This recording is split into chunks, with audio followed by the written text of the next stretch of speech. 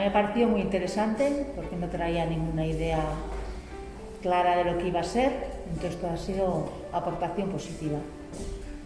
Y me ha hecho reflexionar en cosas diferentes.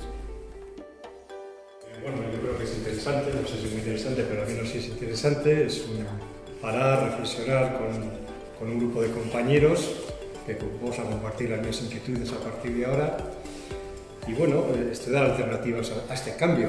Para algunos será un cambio importante, radical seguramente, para otros quizás no lo sea tanto, pero bueno, está bien parar, pensar, meditar y ver alternativas en este nuevo periodo de la vida que se nos abre. Pero sí es recomendable siempre se aprende algo. Cada día que te levantas puedes aprender una cosa.